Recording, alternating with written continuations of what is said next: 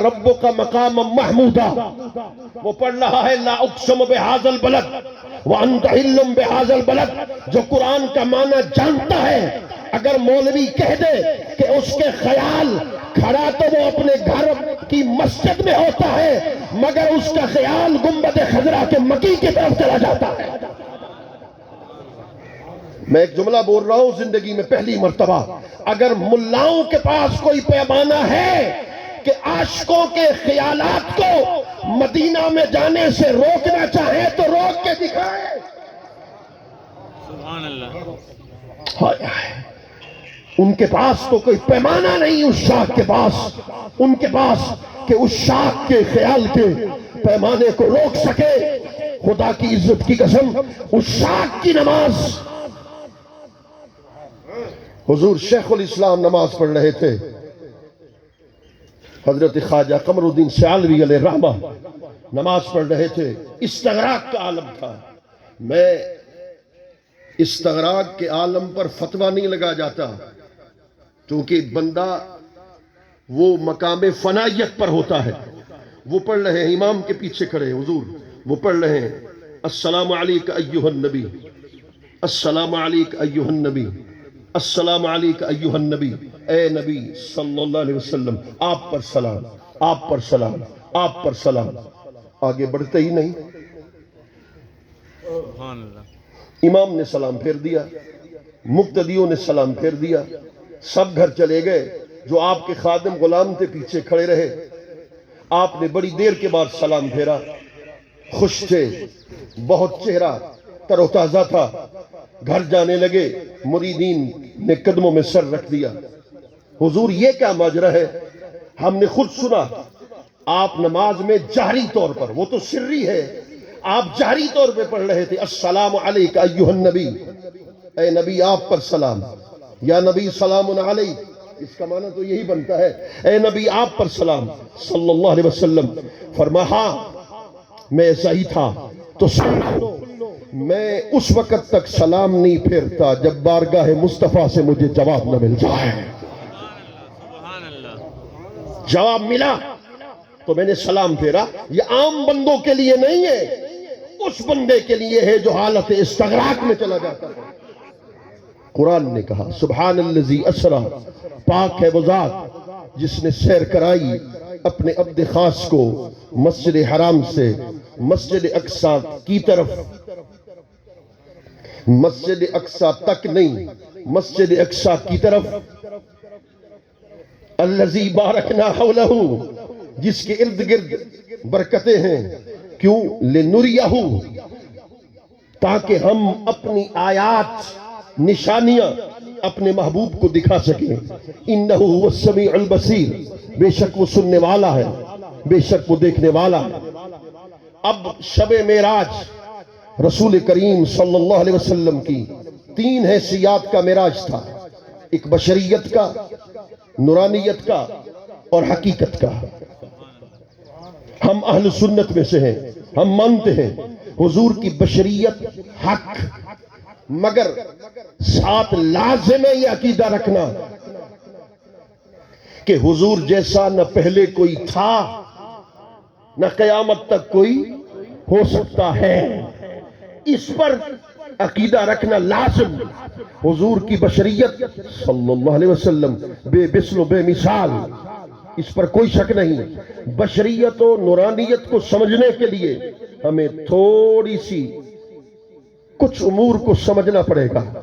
میں ایک حدیث پیش کرنے والا ہوں جس میں دونوں چیزیں آ جائیں گی۔ ایک صحابی رسول کھڑے ہو گئے، عرض کی میرے آقا متا وجبت لک النبوہ، حضور صلی اللہ علیہ وسلم آپ کب سے نبی ہیں؟ سبحان اللہ۔ حضور متا ظرف زمان ہے، زمانے کو ظاہر کرتا ہے، وہ زمانے سے سوال کر رہے تھے۔ صحابی رسول میرے آقا کتنے زمانے سے، کتنے عرصے سے آپ نبی ہیں؟ ان کے سوال کا مقصد حضور کی نبوت کے زمانے کو جاننا تھا۔ مقصد سوال یہ تھا۔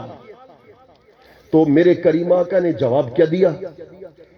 فرما کنت نبیم وآدم بین الماء والتین وفی روایت کنت نبیم وآدم بین الروح والجسد.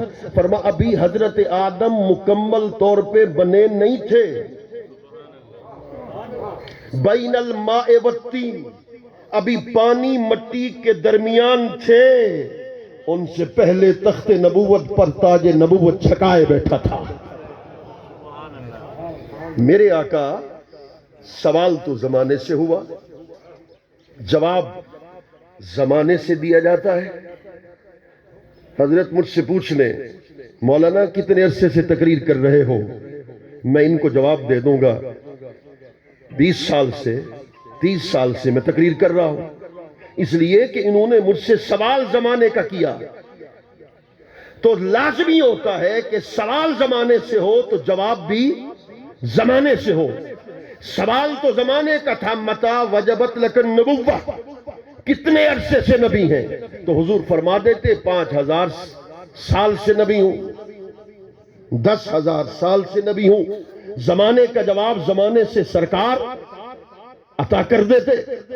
حضور نے یہ نہیں کہا بلکہ کیا فرمایا, اس وقت بھی نبی ہوں جب حضرت آدم مٹی اور پانی کے درمیان تھے. تو پھر زمانے کا جواب زمانے سے کیوں نہ دیا؟ پہلا نقطہ سمجھ لینا. پہلا نقطہ یہ ہے, زمانے کا جواب زمانے سے اس وقت دیا جاتا ہے کہ جب زمانہ ہو.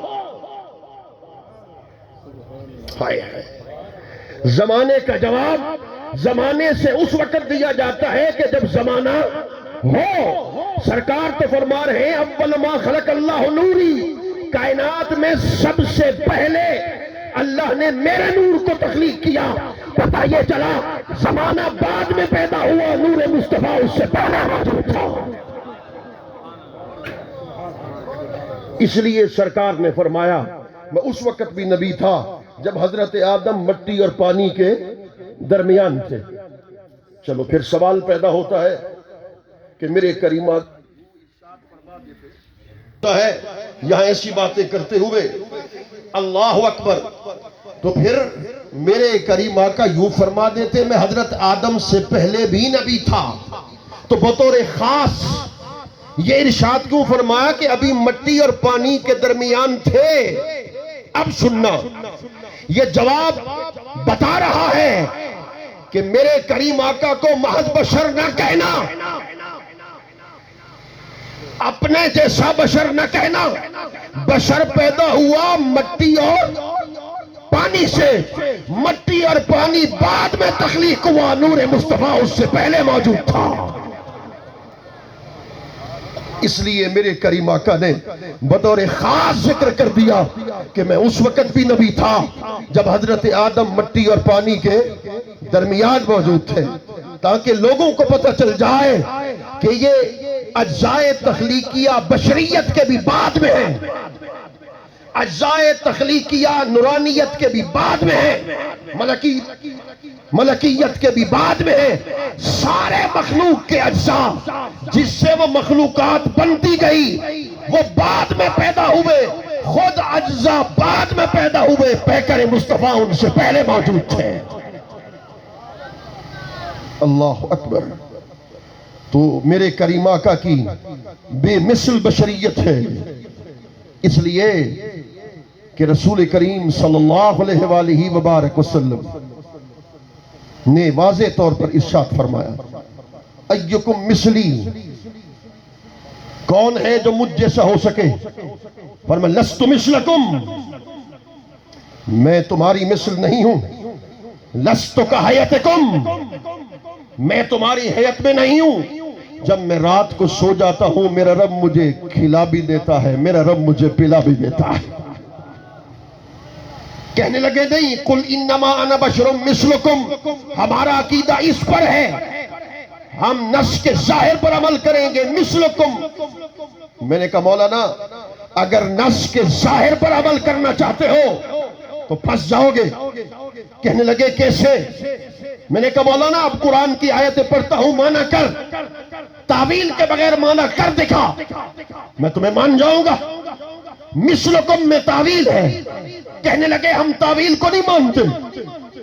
ہم مانتے ہیں نص کے ظاہر کو. ہم کہتے ہیں اگر قرآن کے نظم کے لفظ کے ظاہر پر ہی اگر تمہارا عقیدہ ہے کہ اس کو ہی مانیں گے تو پھر ید اللہ خدا کا ہاتھ ماننا پڑے گا. وما رمیت اذ رمیت ولکن اللہ رما، خدا کا ہاتھ ماننا پڑے گا. یوم یکشف عن ساق، خدا کی پنڈلی ماننا پڑے گی.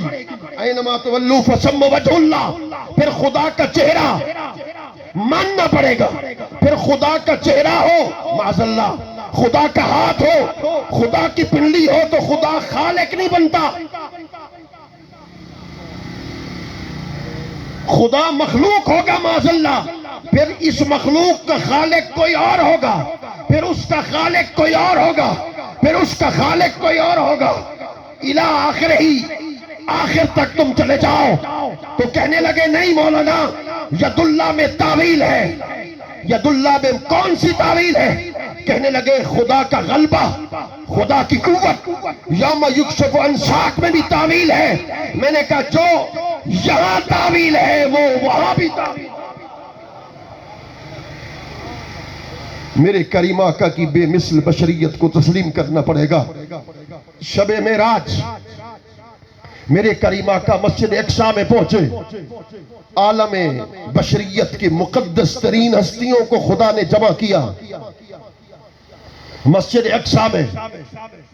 مسجد اقصی میں دیکھیے نا کہ ایک عظیم ترین مقام کا انتخاب کیا مسجد اقصی، اور پھر عالم بشریت کی مقدس ترین ہستیوں کا انتخاب کیا رب نے، نبی اور رسولوں کا. اور میرے کریم آقا وہاں جلوہ گر ہوئے. ہر نبی پہلے موجود تھا مسجد اقصی میں. حضرت آدم سے لے کر حضرت عیسیٰ تک تمام انبیاء، تمام رسل مسجد اقصی میں پہلے موجود تھے. سوال یہ پیدا ہوتا ہے کسی کی مزار تو فلسطین میں، کسی کی مزار تو بیت المقدس میں، کسی کی مزار تو ادھر بیت اللہ میں. 50,000 انبیاء کی مزارات بعض روایات کے مطابق صحن کعبہ میں ہیں، بیت اللہ میں ہیں.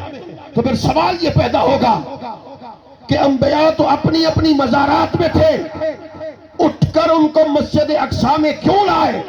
کسی اور نسبت سے بھی حضور کی بشریت کو معراج مل سکتا تھا. کسی اور نسبت سے بھی حضور کی بشریت کو معراج مل سکتا تھا. اللہ نے ایسا کیا کہ تمام نبیوں اور رسولوں کو جمع کیا.